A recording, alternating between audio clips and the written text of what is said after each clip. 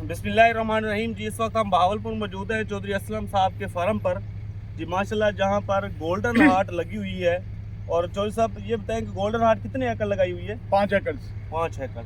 तो माशाल्लाह ये देखें कि बाकी तो हम खूबियां बताते हैं आपको। ये देखें गोल्डन हार्ट की फ्रूटिंग देखें जी, ये देखें फ्रूटिंग,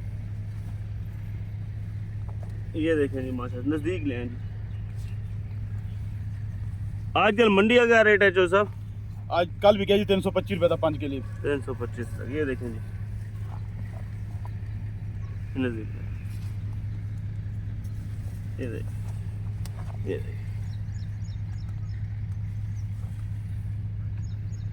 चौधरी साहब गोल्डन हार्ट के बारे में बताएं कि आपने 5 एकड़ लगाया और भी बहुत सारी वैरायटियां लगाई हुई हैं, तो माशाल्लाह पहले भी आपका काफ़ी एक्सपीरियंस है।